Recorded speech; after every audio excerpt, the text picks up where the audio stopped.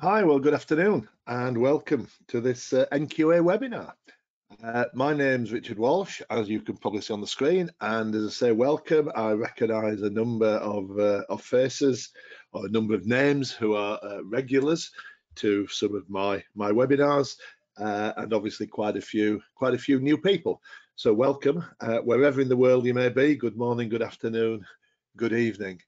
Yes, just to make sure that you're all in the right place, we're going to be spending the next probably just less than an hour looking at a standard that's fairly new to me, something that we at NQA have been looking at for a while, and this is something that I've picked up as one of my areas of responsibility, and that is ISO 26000 2010. So it's not a new standard, as we'll see when we get into the presentation. But we're going to have a look at the standard ISO 26000, and the title of that standard is Guidance on Social Responsibility. And that's hopefully where we're going to be going this afternoon. So if you're new to NQA, some of you may well be, although I'm assuming the fact that you've heard about this webinar means you've either picked us up from either from social media, from LinkedIn, from being an NQA client maybe. So just a little bit about who we are. We are a UK-based certification body. I'm working from home at the moment, so I'm sat in my house, sat in my study in the north of England, in West Yorkshire, as some of you can probably tell from my accent. But that's a little bit about where we have offices. Our main offices are in Boston, London, or just outside London, to be fair, just north of London, Bangalore in India, and an office in Shanghai in China. And I'll let you read there. We are one of the top 3 certification bodies in the UK, and in a number of places around the world, we are the #1 certification body, particularly in the aerospace and automotive sectors. So that's a little bit about NQA, and we specialize in management system certification for all of those, and indeed some other now areas, which we probably just need to update that, because things like environment, which is one of my key areas, that's expanded now. We also cover carbon, we cover carbon neutrality. You may have sat through some of my webinars on carbon neutrality, and particularly the standard publicly available specification PAS 2060. Just a little quick slide showing some of our main clients of companies around the world. I won't dwell too much on that, and that's me. Obviously, this webinar and most of our webinars, you won't get to see me. You'll hear me. You'll hear my dulcet tones coming through, and obviously you'll see quite a lot of the. You'll see all the slides, I hope. So the way these webinars work, for those who've not maybe sat through one before. So a little bit of housekeeping, if you like. I'm probably going to speak for 30 to 40 minutes. I always say that and then end up speaking for much longer, but try and speak for about 40, maximum 45 minutes. And then as we go along, you should have on your screen, you should have, if you like, a dashboard that allows you to actually be on the webinar. But one of the options on there should be questions. So as we go along, if you have any questions, then feel free to type those in. We'll try and answer them as we go along if I think it's appropriate. If not, we will have time at the end to cover any questions that you may have. So there will be a chance at the end for to pick up the questions I haven't answered, and also maybe for some additional ones to be asked. To avoid you writing frantically everything I try and say, everything I say, and all the slides, everybody who's registered for the webinar, whether they've attended or not, will within the next 3 or 4 days will be sent a link to a recording of this webinar. We post all our webinars on our YouTube channel. We have a YouTube channel. If you go and search for NQA on YouTube, you'll find this and many other webinars covering health, safety, environment, quality, carbon, lots and lots of different areas. and also you will get a copy of the slides. So you don't need to write anything down. You don't need to try and remember everything I've said. You can go back and listen to it again, should you be so inclined. And as I say, you can hopefully concentrate on what we're actually saying. So just a little bit about me. I've been at NQA now for the best part of 16 years, and I am NQA's Principal Assessor for, it says on their ISO 14001 and ISO 50001 standards, but really I cover all areas of environment and energy management. And part of my role is to lead and develop people's technical knowledge. That's part of what we're doing today, both for our staff and also for our clients and anybody else that might like to listen in, and making sure that I keep up to date with technical knowledge, technical skills, and where things are going, where industry is going. So yeah, you can put a name to the face or a face to the name. I do occasionally go out and speak in other places, and people immediately say, oh yeah, you're the guy that does the webinars. So as I say, don't forget, you will receive a copy of the slides and a recording of the webinar. So as we go through, if there's something you can dwell on, you can go back and look at that some other time. Right, so let's have a think about what we're actually going to be looking at. So I don't know how many of you are familiar with ISO 26000, but we're going to have a look at the standard itself, what its aims are, what it's trying to achieve. We're going to have a look at why the standard itself was developed. A little bit of a well, not discussion because it's me talking, but a little bit of a look at, will the standard work for my organization? What's the link between ISO 26000 and the 17 Sustainable Development Goals? What are the benefits of the standard itself? And then the main part of the presentation will be an overview of the standard itself. Oh, apologies, it just seems to have moved the slide on by mistake. An overview of the standard itself and a breakdown of the core principles, and that's going to be the main part of the presentation. So a little bit about the standard itself. So I said it's been around a while. It was published on the 1st of November 2010. So it's been around, what, nearly 13 years, and it has been applied to many organizations all across the world. And it's all about providing guidance. It's a guidance standard. It provides guidance for organizations of all sizes. It doesn't matter whether you're a small business or a large multinational, and provides guidance to help businesses align their sustainability policies. I'll just rewind, not just businesses, any organization, to align their sustainability policies, their strategies, the way they work, the culture, everything the business is doing to enable them to operate in a socially responsible manner. It's had quite a higher profile following the last two COPs, COP26 and COP27, held in Scotland and Egypt in the last couple of years.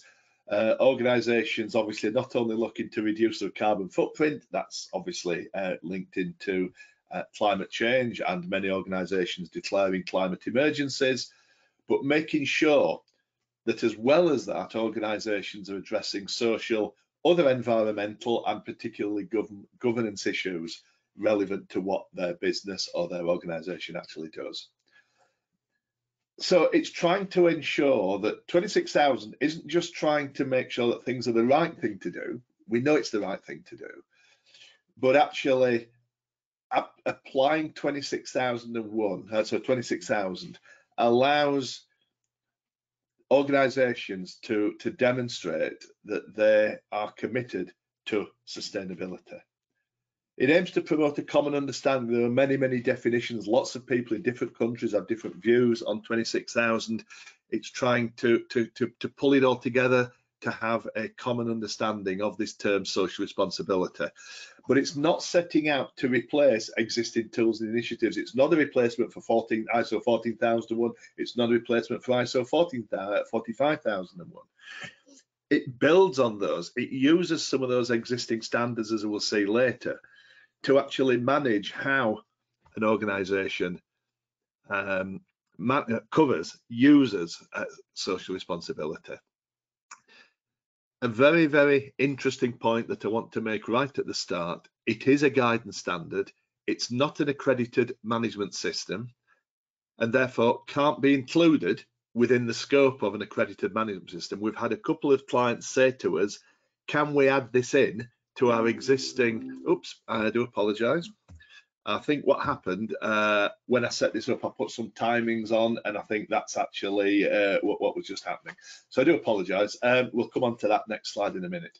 We've had a couple of clients say to us, can we add 26,000 to our existing certified management system structure, 9,001, 14,001, 45,001, so on? No, you can't, because it's a guidance standard. We can offer an unaccredited opinion statement related to the implementation of the guidelines in the standard. So we can say, yes, we are happy that as an organisation you have taken on board the guidelines and you have implemented them, but we can't say you are certified to ISO 26000. And indeed, ISO actually goes as far as to say that anybody claiming to offer certification is not acting within the expected remit, if you like, of the standard. So what started by mistake, what it is, it's just a very short video. It's only about 50 seconds long from ISO, just talking a little bit about the standard itself.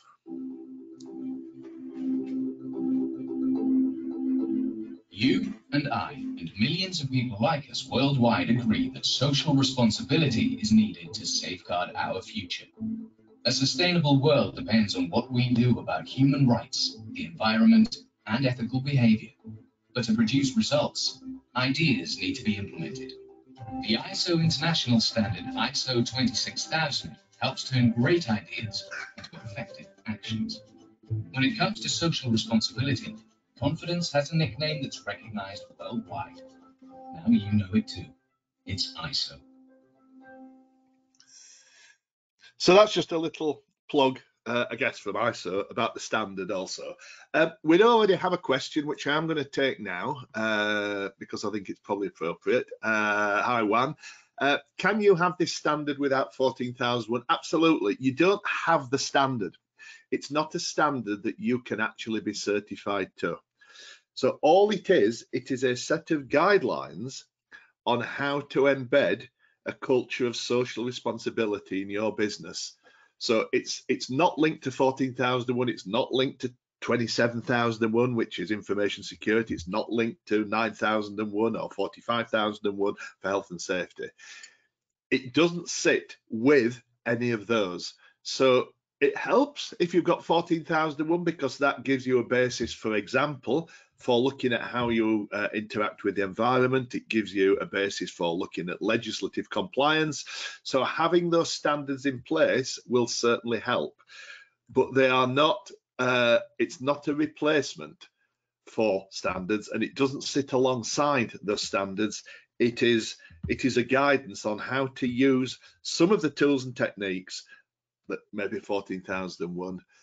Can we use a logo? Yes, there is a logo. You'll get if you were to use ourselves to actually come in and do an opinion statement, and we've worked with a couple of clients already on this. We do issue a certificate. The certificate clearly states that it is an opinion statement in the opinion of the assessor, that this guidance has been followed, and yes, there is an NQA logo that says that you are following the guidance. Hi Pam. That's a name from a blast from the past. I'm assuming you're the Pam Kane I used to work with many years ago before I joined my existing organisation. Right, sorry about that. Just to the side, I occasionally see names popping up, and I think yes, that's somebody who maybe I recognise. Right, hang on. We will take some of these questions. How does a statement from NQA look that a business follows the guidelines? We have 45,001, 14,000, 9,000. So where does the statement sit? The statement sits as a standalone certificate. You get a certificate. It's a certificate that you can use. You can sit the certificate alongside your existing integrated management system 9, 14, and 45. But it's not. It won't have a UCAS logo on. It won't say you are certified to. It will say that it is an opinion statement, that in the opinion of the assessor, you have implemented the requirements of this standard. It is not a So the statement sits, if you like, slightly outside the existing integrated management system. We are not allowed to integrate it into, because it isn't a certifiable standard, it is a set of guidelines. It's 120 pages long, and as we'll see as we get through this, it's not set out as a management standard that you have to be assessed against. So it's designed to work in every organisation, in all cultural contexts. It's designed to be used by anybody in any country or any region of the world.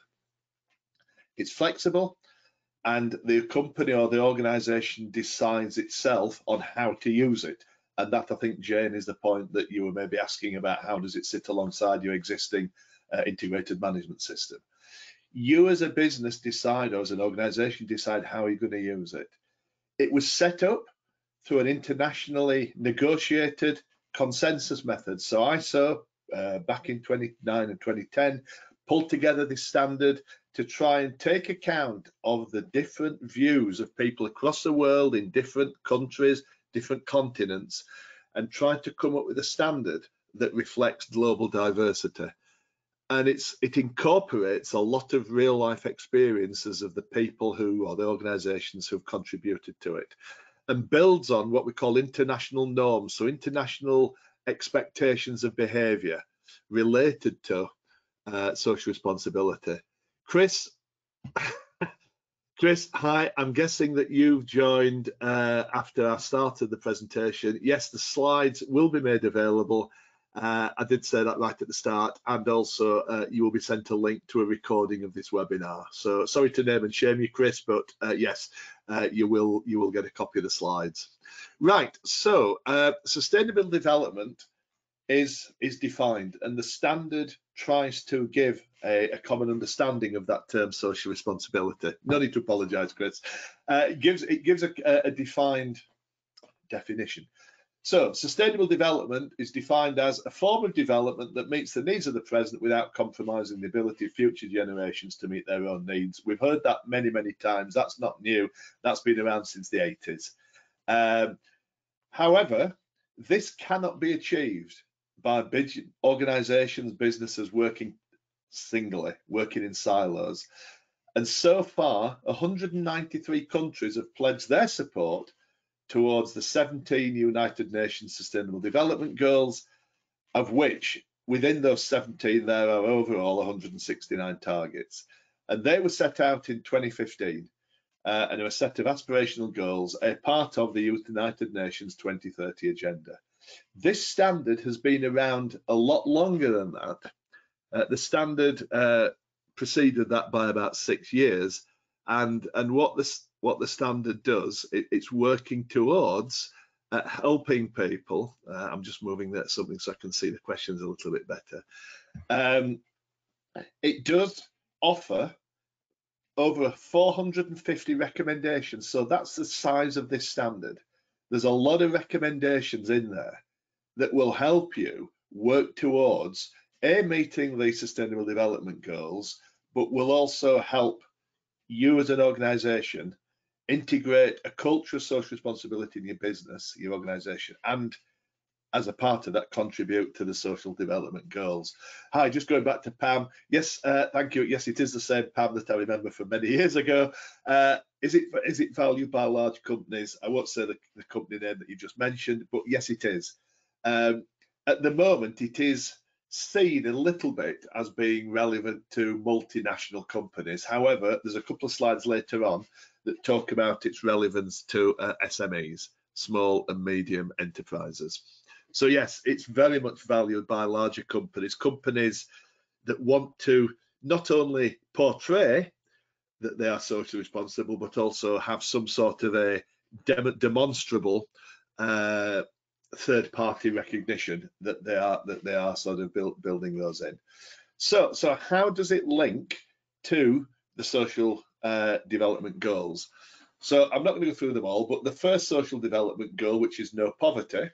So one of the clauses, clause 6442 of this standard, under the core labour practices, states an organisation should pay wages at least adequate for the needs of workers and their families. Now, I'm not going to debate that. That's a statement within the standard. We could debate that forever. and you know, it's obviously quite a subjective point of view, but that gives you an idea of the type of guidance and how it links into the social development goals. So what it's saying is that any organisation should take into account the general level of wages in the country which it's operating, the cost of living, any other social security benefits, and the relevant living standards of social groups. Another good example is SDG 3, which is good health and well-being. The relevant clause in the standard, clause 6392, under the core subject human rights, goes to say that an organisation may consider, for example, facilitating access to, and where possible providing support and facilities for access for education, lifelong learning for members in the community in which it works. So it's all about going that sort of extra mile and trying to be a good partner in the areas in which you're working. So I all hope that we know where that we want to work for. I certainly do want to work for an organisation that takes social responsibility seriously. And how's having 26,000 in place going to benefit any organisation and benefit those organisations that we've worked with and that other organisations that we haven't worked with at the moment are still using this? It clearly helps give a competitive advantage. Those businesses that actually use social responsibility, not just as a marketing tool, because obviously we don't want to see greenwash, we want to see that there is something behind that veneer. It does give people a competitive advantage. Businesses, organisations are seen as being socially responsible. Certainly it's a reputational issue. As I've said, we all, I hope, want to work for companies, organisations that are socially responsible. So it helps maintain employee morale, helps maintain people's commitment to the business and hopefully their productivity. It increases the perception, the beneficial perception of investors, of owners, donors, sponsors, and the financial community. Banks and financial organisations, insurance companies, people who offer loans are increasingly looking at social responsibility, performance in terms of carbon emissions. They are the businesses now that are performing more financially or financially better. Helps with other relationships with companies, governments, media, you can see them all listed there. And ultimately, it shows that as an organisation, we have this commitment to continual improvement. So, Ali, your statement says it's fair to assume that we come up with a sustainability statement and put in policy and procedures and follow those, and NQA will give an unaccredited opinion that the sustainability statement declared by the company is being followed. Yes, it's a little bit more than that, but you've sort of summed it up in a very, very brief nutshell. I would say it's a bit more than that, but you're right, you have a sustainability statement, you make sure that that's in policy. We look to see that the guidance within 26,000 has been built into that sustainability statement, put into your policies, and then we look for examples of how those policies are being put into action. And then we will give, it's got to be an unaccredited opinion. We can't give an accredited opinion that the company, that the sustainability statement has built in the guidance of 26,000 and is being followed. Yes. How does the standard approach measure in these aspects, for example, within contracts? We might come back to that, Chris, a little bit later on, if I can just park that just for now. So again, social responsibility, it contributes to a virtuous circle where each strength, each action strengthens the organisation and the community in which you're working. It is very much about communities, community engagement, and encouraging further sustainable development. We look at increasing the loyalty of workers and our customers. We look at good community relations, and above all, fair and equitable operating practices. Now, what does the standard actually look like? So this is an overview of the standard. It's quite a complicated slide, and I'm only going to go through it fairly quickly. But remember, it is not a management system. So for those of you that are management system gurus, familiar with 9001, or in my case, 14,001, I know that standard inside out, you will not see the format that you might recognize. You'll see some areas that you might recognize, but it doesn't follow the structure of 14,001, which uses, it's called Annex SL, which is the structure that all management standards, it's not a management standard. However, there are 7 clauses that we will very quickly just look at. So clause 1 is scope, talks about what the standard's all about. We're going to go through all of these shortly, so I'm not going to try and dwell on them too long. There's a section on terms and definitions. There's a section that helps us understand what social responsibility is, looks at the history and characteristics, the relationship between social responsibility and sustainable development. Key to the standard are 7 principles of social responsibility that are listed there.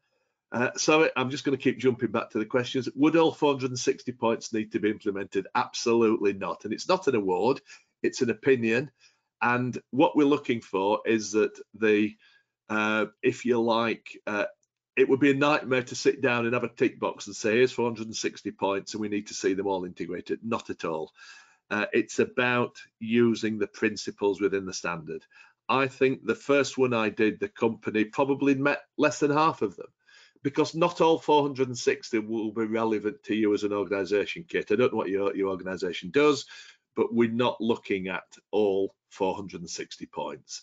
We're looking at, are you following this guidance? And like everything else, it's we look in these standards, we look for continual improvement. So therefore, in the early days, you might only meet, say, a quarter of them, if that. But over time, we look to see that there is this continual improvement in picking up more and more areas of this social responsibility journey. So we got as far as clause 4 in the 7 principles which we'll look at. Clause 5 looks at how the 2 of the fundamental practices on social responsibility, which is recognizing social responsibility, what it is, what it means to us, and also then identifying who our stakeholders are and engaging with them. There are then in clause 6 the main core subjects: human rights, labour practices, the environment, fair operating practices, consumer issues, and community involvement in development. And again, we'll look at those. And then clause 7, the final one, is really the journey that you are on. So when we're auditing, we're looking at a lot of the guidance that's in there, but we're actually following through a lot of what's in clause 7, which talks about how you integrate social responsibility throughout your organisation. And we look at the journey that clause 7 takes you on. And all of that added together takes us on this journey of maximising an organisation's contribution to global sustainable development. So what we're going to do now, as I've just said, is we're going to take a look at all of the clauses. I'll just give you a little bit of a warning. I've done my usual trick. We're not going to be finished the webinar by the talking bit by 2:45. However, as we've been looking at some of the questions as we've gone along, we may not have too many towards the end. Okay, so we're just going to take a few minutes to look at each of the 7 clauses. So this first particular scope works similar to the other standards. However, as I say, it's important that we all understand how 26,000 defines social responsibility. And this is taken from the standard. Social responsibility is the result of an organisation taking responsibility for the impacts of its decisions and activities on society and the environment through transparent and ethical behaviour. That is what the standard is all about. Now, I would hope we're probably doing that anyway. I'd be very disappointed if we're not. But it tries to make sure that it's being done in a structured way. It makes sure that organisations are contributing to sustainable development, including the health and welfare of society, looking at the expectations of stakeholders. As a bare minimum, is in compliance with applicable law and consistent with what are known as international norms of behaviour. And ultimately is integrated, fully integrated throughout the entire organisation, and is practiced, not just documented on a piece of paper, is practiced in that organisation's relationships. And again, this is from clause 2 which is all about terms and definitions. Sustainable development, this is what we saw earlier, is about meeting the needs of society whilst living within the planet's ecological limits and without jeopardizing the ability of future generations to meet their needs. It comes back to that well-known, well-versed definition. So clause 2 just looks at some key definitions. All standards have that. This standard is no different. I've pulled out a few key ones that we need to understand if we're going to fully achieve the intentions of the standard. So it talks about due diligence. So due diligence, a comprehensive, a proactive approach to identifying. It's a little bit like in 14,001 looking at what your aspects and impacts are, the aspects, the things that you do that have an impact on the environment. It's about identifying the actual and potential negative social, environmental and economic impacts of your organisation's decisions and activities over the entire life cycle of either a project or the activities of the organisation, making sure that we avoid and mitigate any negative impacts. And what I haven't put in there, but is the converse of that, is also enhancing any positive impacts. Ethical behaviour, absolutely. Behaviour that is in accordance with the accepted principles of right or good conduct in the context of a particular situation. And again, it's consistent with what is called the international norms of behaviour. Gender equality, I think this is almost a given these days. Equitable treatment for everyone, regardless of gender or identity. Now, I've slightly altered that because if you go back to the definition in the original standard, which was written in 2010, I think our knowledge, our expectations for gender equality have moved along a little bit in the last 12 or 13 years. So I've slightly reworded that term and definition to bring it up to where I hope we are today. International norms of behaviour. So these are expectations of socially responsible organisational behaviour that are, as the word there, derived from customary international law. So I've worked in previous years, the organisation, when I mentioned Pam earlier, Pam and I used to work for an environmental charity many years ago. And as part of that work, I did quite a bit of work in a country that's now in the news a lot. I did quite a bit of work in Ukraine, environmental work. The environmental legislation in Ukraine was nowhere near as strict as it is in the UK. However, the work I was doing up there was trying to bring those businesses up to the standards that we would expect in what I would have called Western Europe at the time, in the UK. So the principles of international law in some cases probably override what might be local legislation. And a lot of larger blue chip organisations, part of the work I was doing over there was working with Bosch. Bosch had a big manufacturing plant in Ukraine, and what they were doing with their suppliers, their smaller suppliers, was bringing them up to speed to work to, in their case, German environmental standards, not Ukraine environmental standards, but German environmental standards. And that's what we mean by international norms of behaviour.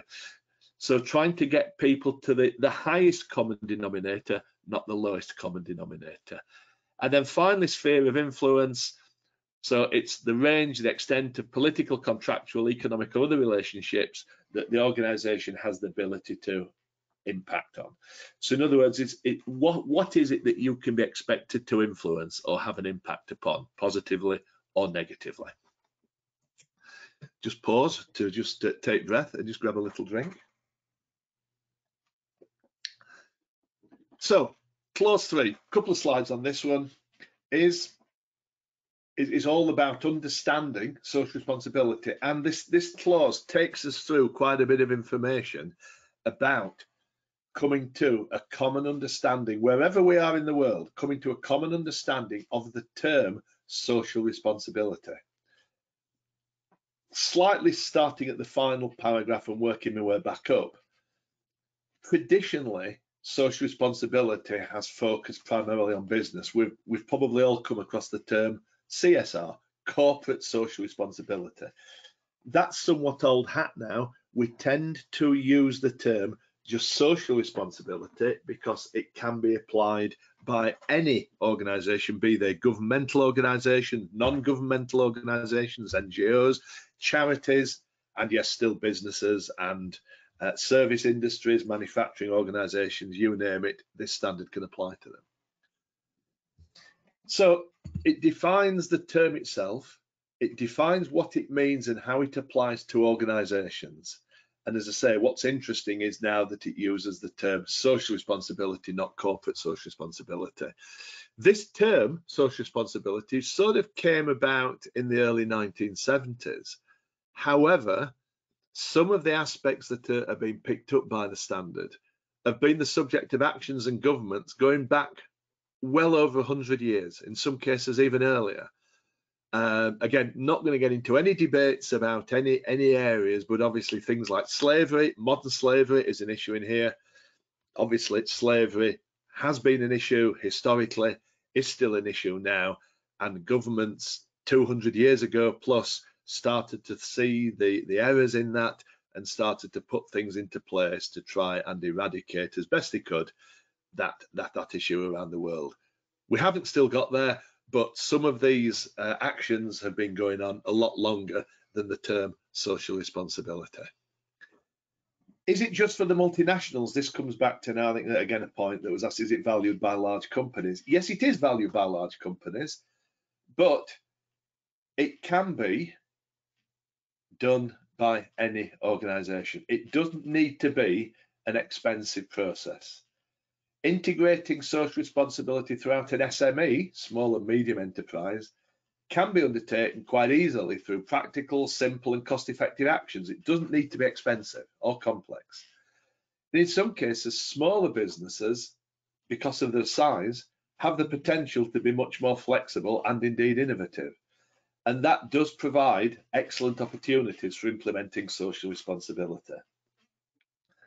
So, smaller businesses are more flexible in terms of organisational management, often have a much closer link with their local communities, and their top management has a more immediate influence on the whole organisation's activities. However, 26,000 allows organisations of all sizes to take account of social responsibility, irrespective of their size. Going back to this point that Kate made about 460 points, do they all need to be implemented? It may not be possible for an organisation to remedy immediately all the negative consequences of what it's doing. It might be necessary to make choices, set priorities, just as we do with quality, we do with health and safety, we do with environment. We set priorities, we set objectives and targets. This is the same. The main underwriting thing about this standard is transparency, and transparency is the key to the successful implementation of the guidelines contained within this standard. So the principles of social responsibility. So this standard brings in 1, 2, 3, 4, 5, 6, 7 principles for social responsibility. Now, you may not have to work through all 460 points, but we expect to see all of these 7 areas taken into account to a greater or lesser degree. And I'm just going to quickly look at each one. So accountability is the state of being answerable for decisions and activities, but answerable to the organisation's governing bodies, legal authorities, and more broadly, its stakeholders, i.e. those people who are affected by its actions. So that's what we're looking for, that the organisation is held answerable for its decisions and activities to anybody that can be affected by its actions. Transparency is the openness about the decisions, and the decisions that are being taken are decisions that lead to activities that can affect society, the economy, the environment, and that there is a willingness to communicate and be open about those decisions in a clear, accurate, timely, honest, and complete manner. And as I say, we've talked about the respect for stakeholder interests. We've talked about ethical behaviour. Ethical behaviour defined as behaviour that is in accordance with accepted principles of right or good conduct in the context of a particular situation. One of the things I ask people a little bit when we're talking about ethical behaviour is to get people to ask themselves, would you be comfortable if your actions were to become public knowledge? So accountability, interested parties, Richard, I'm not quite sure whether that is a question or a point. It is. Accountability is all about dealing with interested parties and being accountable to anybody that might have a legitimate interest in you or your organisation. We talk about the respect for the international rule of law, and we've talked about that being, in a way, overriding local, possibly quite poor in some cases, social and environmental legislation. So we expect businesses working in areas where there isn't the same level of legislation to do better than that, to drive forward improvements, to work to, as I mentioned earlier, using the case of Bosch in Ukraine, to use their expected levels of behaviour in Germany to translate that through, because they're much higher standards, to translate that through to working in some of the areas in Ukraine. It talks about setting objectives. It talks about respecting human rights. So it talks about the international bill of human rights, and that's mentioned within the standard. I've not got time to go on to what that is. This is only an hour's presentation. Very quickly, Zach, does social responsibility standard apply to business social issues? Absolutely. Not quality and environmental issues. It's not duplicating quality. It's not duplicating environmental issues. I'm not sure whether you've missed the point I made. There are standards for quality. There are standards for environment. It doesn't replace 9001. It doesn't replace 14001. It uses those and takes them further. So it takes 14001's requirement to be a good environmental neighbour and takes it much further. It's not duplicating issues, it's building on the existing standards. Does accountability denote legal responsibility? Of course it does. Yes, if you're having accountability for something, you take that legal responsibility. That's where the book stops. And what this standard tries to do, of course, is accountability may go further than that sort of minimum legal responsibility, Chris. So accountability talks about looking at how we may go further than actual basic legal responsibility. I'm going to have to move on because we've already gone way past where I thought we would. We're only on clause 5. Hang on, I've just clause 5.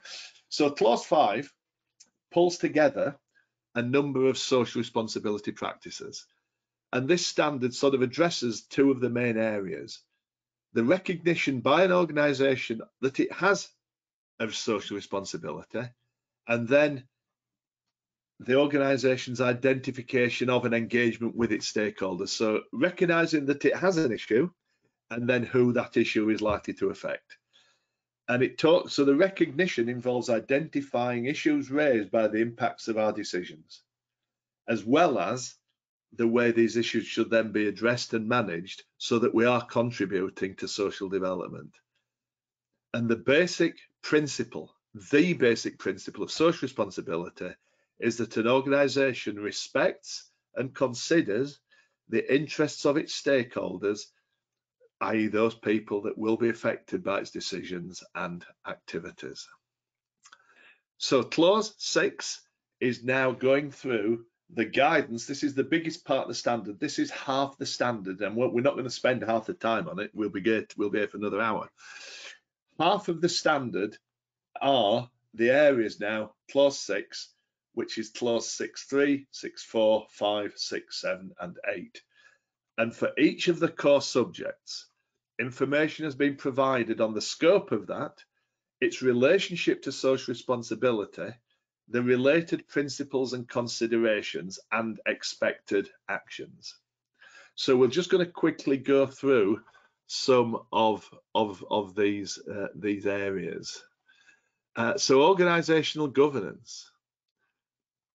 So leaders, company organizational leaders need to practice and promote ethical behavior, accountability, and transparency. But it doesn't necessarily have to be something driven from the top. The best systems, the best structures are things that take a bottom-up approach. It suggests some tools for integrating social responsibility into core organizational decisions. The standard talks about developing incentives for performance on social responsibility. It talks about maybe adjusting organizational structure to allow a third-party review of sensitive areas such as financial management.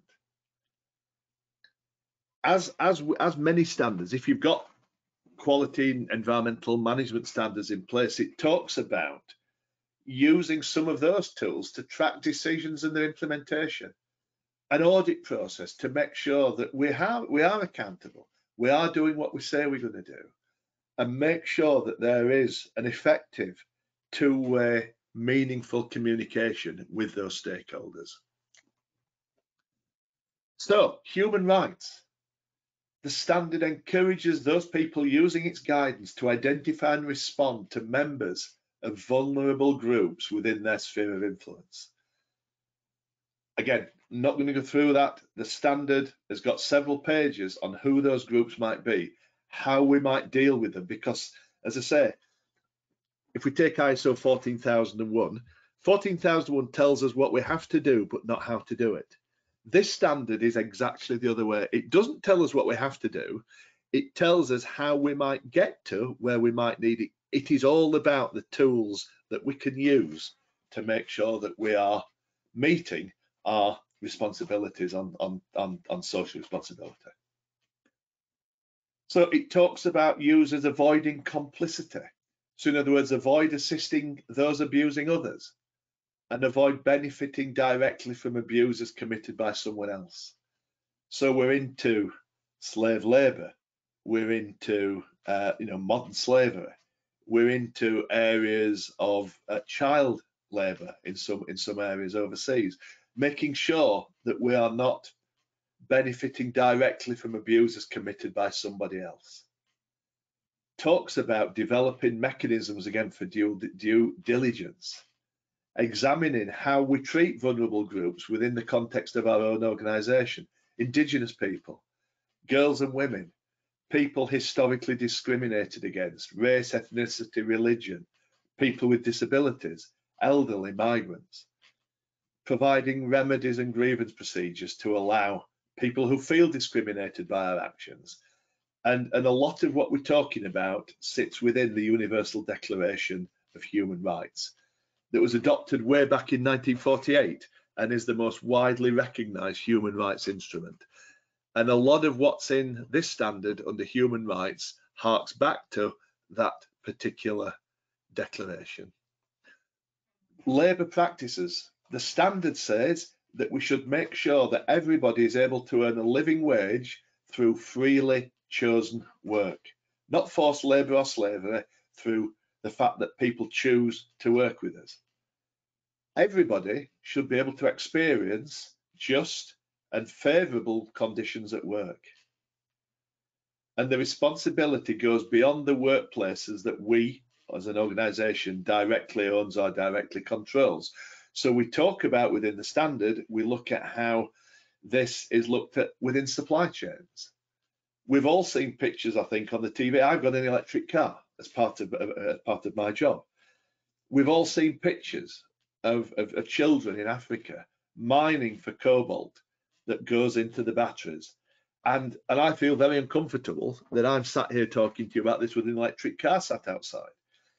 Am I directly benefiting? It's a moot point. But these are the type of things that we need to think about. And it asks us to try and eliminate child and forced labour.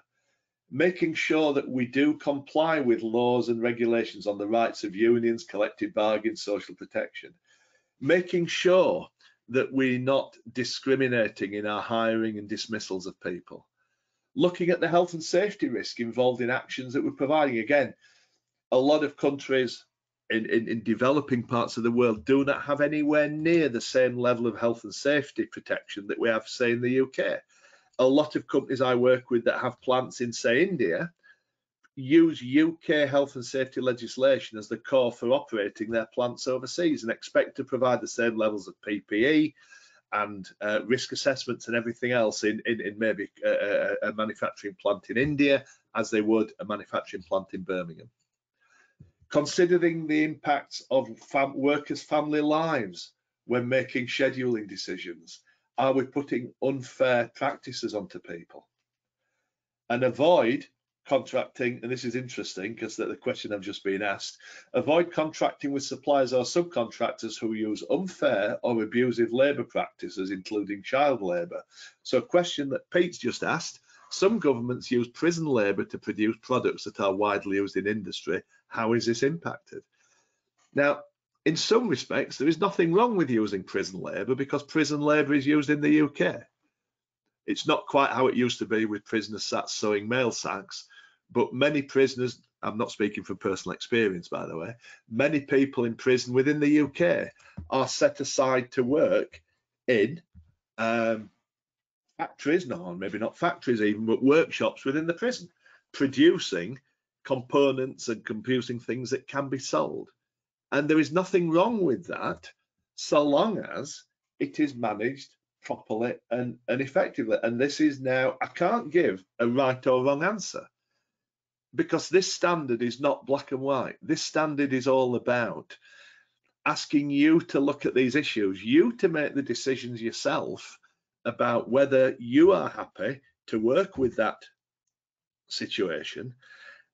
Do you have the ability to improve that situation, or should you walk away? And sometimes it's worse to walk away because actually it's easier to influence things if you are still buying the results of that prison labour, for instance. You might have a better input. If you walk away, you're basically just saying we're not going to deal with it, we're washing our hands of it. And these are the things that we have to talk about, we have to think about within the realms of this standard. Environment, an area that I know an awful lot about, an area I've worked consistently in since 1992. So the decisions of an organisation have an impact on the environment, no matter where these organisations are located. This comes as close as any part of the standard to ISO 14001. So it's talking about life cycle assessment, use of resources, the location of the activities of the organisation, generation of pollution, how we handle waste, circular economy, protection of natural habitats, reducing pollutants, emissions, green procurement, sustainable renewable resources, conserving water, etc., etc., etc. All of the stuff we talk about when I audit an organisation to a management standard, ISO 14001, or indeed when we're looking at now increasingly, I'm doing an awful lot of carbon neutrality, carbon assessments, carbon footprinting for businesses. This is all part of this core subject of environment. Fair operating practices, interesting again, talks about an ethical conduct in any organisation's dealings with other organisations. Relationships between organisations and government agencies, we're talking about not taking bribes, we're talking about operating fairly, anti-corruption, responsible involvement in the public sphere, fair competition, socially responsible behaviour, respect for property rights. So some specific issues towards the bottom of the slide which are mentioned within the standard. Practice honesty. Don't ask for or accept bribes. Don't try to break laws through the use of political influence. I'm not going to get into any discussions about whether we even do that in this country. However, you know, that's what's in there. That's the norms of behaviour we're expected to use. Respect people's property rights. If you're going to acquire property, pay fair compensation to people. Treat customers and suppliers fairly. prompt payment of bills, prompt attention to their problems, examining your own value chain, supply chain. Make sure you're paying enough to enable your suppliers to fulfill their own social responsibilities, or are you screwing them down to the last penny, which means that they can't manage things how they want? Work in an ethical, responsible manner. Consumer issues, again, this is more applying to organisations that serve consumers. This is coming back to, we don't have to tick every single box in the standard. If you're working in a consumer-facing organisation, there might be different types of issues. Depends on the type of organisation. Are you a private organisation selling to the public? Are you a public service? Are you a local welfare organisation? Are you a charity providing support overseas to communities? Lots and lots of organisations have significant opportunities to contribute to sustainable consumption, sustainable development through the products and services they offer. Again, the standard talks about some specific issues: protecting consumers' health and safety, making sure that the products we're selling them have been designed and tested to ensure that we're not going to harm anybody. Again, reducing waste by minimising packaging material. I won't mention Amazon. And if appropriate, offer recycling and disposal services. Eliminate or minimise negative health and environmental impacts of our products and services. And pay particular attention to the information needs of vulnerable individuals. Are our products acceptably used by people with limited vision? Maybe people that can't hear or have got a poor, do we give people loads and loads of information on how to use the product and then try and sell those products in a foreign country where they can't read English, or maybe can't even read, but actually the instructions are written in English, because that's how we always sell them. There is almost no boundaries to the type of things that we're covering in here. So, community involvement and development. We're nearly getting to the end of this section. Trying to work outside of our own organisation. Putting together actions that will benefit communities. Job creation, skill development, provision of health and welfare. So again, going back to my example of working with Bosch in Ukraine, and also having experience of working years ago with B&Q on work that they were doing with a foundry in India. They were providing healthcare, health welfare, and PPE to people working in those countries, things that they wouldn't normally get through their own local area. So providing community nursing, community health advice, all of this should be built into our core business model. Community involvement and community development are an integral part of sustainable development. And again, these are taken from the standard again. Consulting directly with community members before designing development programs. Apologies, spelling mistake. Focusing on increasing local procurement and hiring. The NHS in the UK has targets for buying products within so many miles of the hospital. So local procurement, buying from local providers, buying from local food providers. When we invest in a community, consider the economic, social, and environmental impacts of your investment. Sometimes we assume that every investment we put into a community is for good. Sometimes that investment might do more harm than good. We need to think about how that investment might have an impact. Respect the traditional uses of natural resources by local populations. That's been issues over the years, huge issues historically in places like Australia, where indigenous peoples have been shoved away, moved off the land to allow the mining of things. Try and look at those natural resources respectfully, and then fulfill tax and other legal responsibilities that are described in law, even when punishments might not be likely.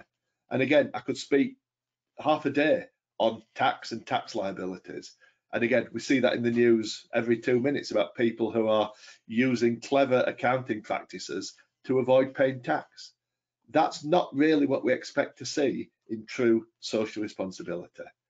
And then, as I've mentioned, social investment, programs and infrastructure which will improve people's quality of life and will help the community in which you're working to develop more sustainably. And then finally, and we've got to 3 o'clock, so I'm going to be about another 5 or 10 minutes. If you want to be thinking about some final questions, start jotting them down on the screen. Otherwise, when we get to the end, at the moment, I've got no outstanding questions, by the way. So if you've got any questions, start typing them in now, because we're going to be about another 5 minutes and then we'll have finished. So as I said, clause 7 basically walks us through the process of implementing all of this stuff, all of this guidance into our social responsibility strategy.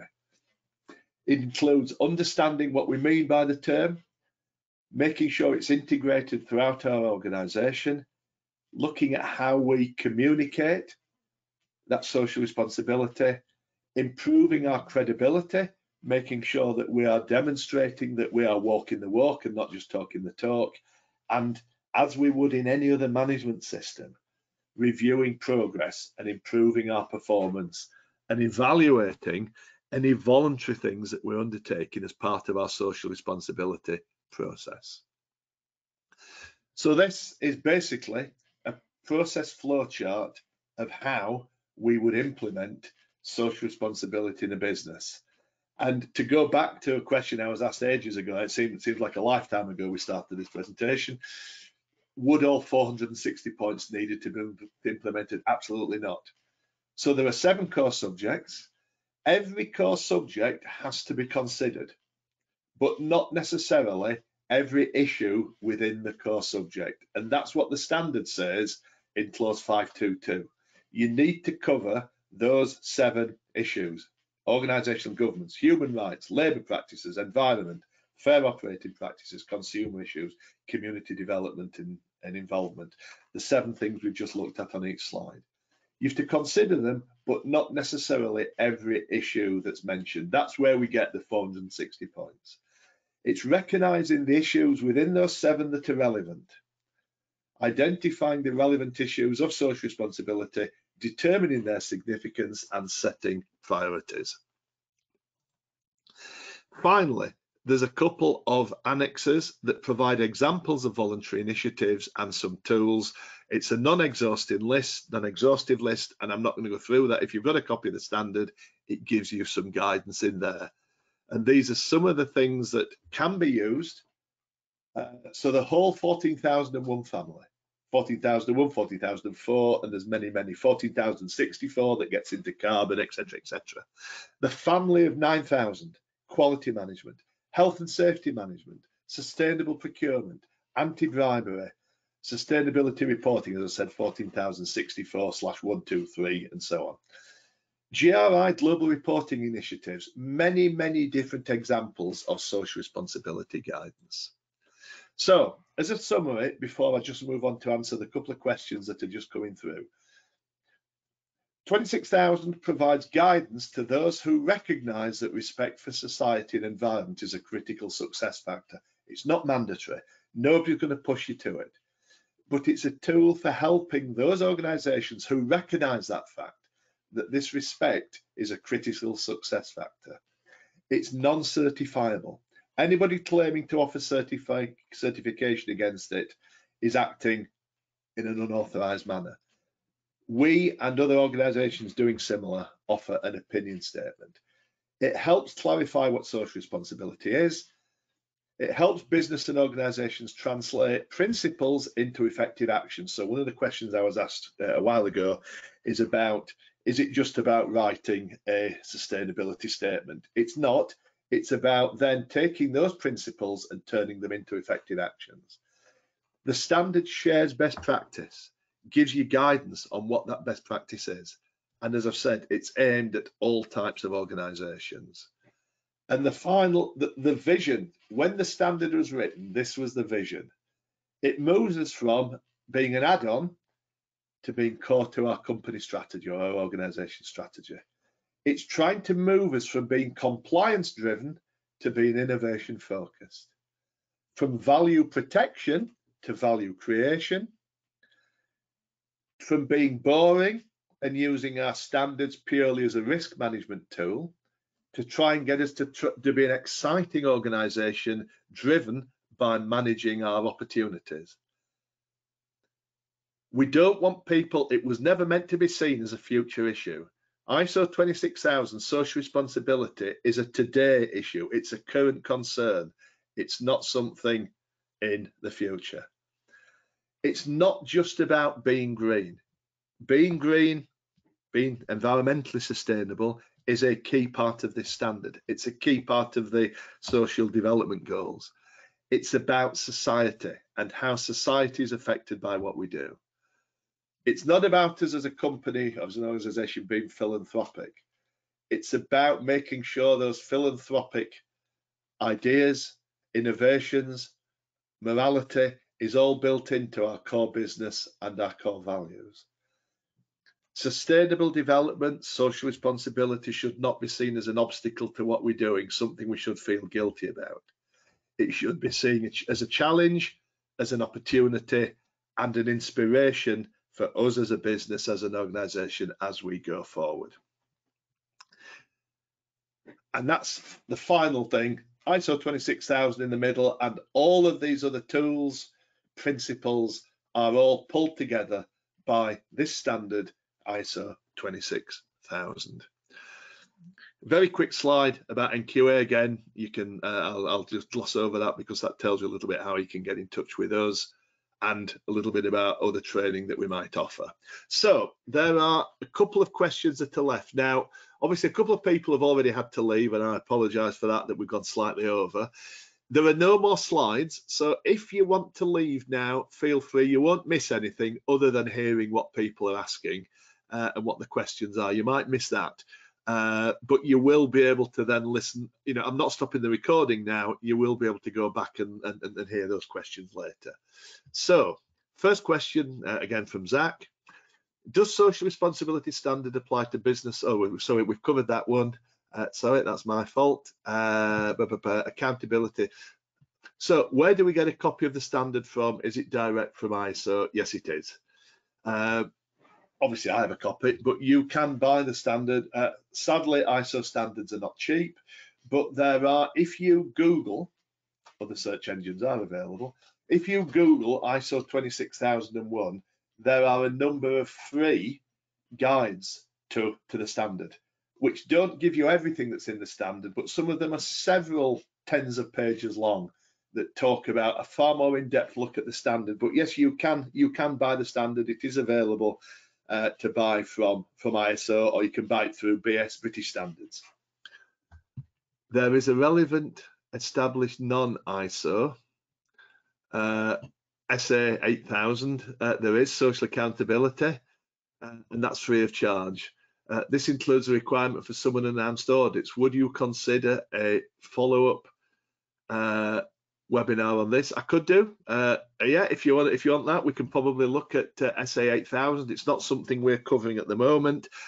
We've tended to find that this is a more relevant standard, but we can have a look at SA 8000 if you like at some point.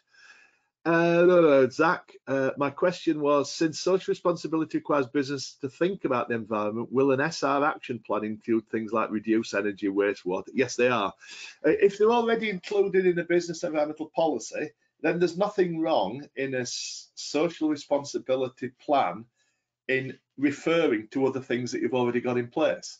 I'm not all about replicating things. If you've already got 14,001 and you have a plan, a program of reducing energy, reducing waste, reducing carbon, then that forms an integral part of your policy. So just refer to that. And that's what I say. If you've got ISO 45001 in place, that's all about health and safety. There are some requirements in here about health and safety. There is no need to replicate what you've already got in place. You can signpost to other areas that you're already working on. Peter, how likely do you think this guidance will be adopted by the UK government? Do you really want an answer? I think if you were to ask the government, they would argue they probably are. I may take a different view. I'm trying to be non-party political. I don't think the guidance will ever be mandatory, and it's not meant to be. It is guidance. However, increasingly, maybe not government agencies, but certainly, as I mentioned earlier, certainly banks, insurers, other financial institutions are all looking at increasingly people's social responsibility strategies and basing some of their lending decisions, some of their investment decisions on social responsibility. And you can now get, of course, green portfolios. And we can see that there are people divesting from munitions, from carbon-based businesses, oil, coal, nuclear. It depends on your viewpoint, but there are lots and lots of advantages in terms of investment from taking social responsibility. Oh, sorry, I see you now. I've looked at the next question. Adopted by UK government for their supply chain, for example, particularly in respect of procurement. Yes, we're starting to see that happen, not necessarily just as the standard, but for example, in public procurement, in particularly around the NHS now, there are targets for carbon reduction. Now, what we won't see is this as a holistic approach. We will see government picking and choosing elements, but you're right, things like this, saying that you're adhering to the guidelines of 26,000 will certainly help when you're filling in questionnaires, supply questionnaires for large public sector bodies. And we're starting to see those sort of questionnaires asking these types of questions. Right, I'm sorry, I have gone 12 minutes over. Actually, well over half of people have stuck with us. So I'm going to draw this to a close. I say to everybody, keep in touch. Although my email address isn't on here anyway, I'm quite happy to share it with you. It's richard.walsh, W-A-L-S-H, at nqa.com. And that's open to both NQA clients and non-NQA clients. We obviously hope that non-NQA clients may become clients. But yeah, keep in touch. And if there's anything that you suddenly think of, bob me an email. I'm always up for discussion. So thank you very much for your attendance. Hope you found it interesting. And like all my webinars, we go way over. I always think an hour is not long enough, but that's what I'm given to try and fit in. So thank you for attending, and have a good rest of the day wherever you are. And I may catch up with you again on other webinars. I'm doing webinars later on in the year on carbon neutrality, particularly. So that will be coming around fairly soon. Thanks again, and watch out for an email sending out the slides and the link to the recording. Thanks a lot. Have a good day, and see you again sometime. Bye-bye.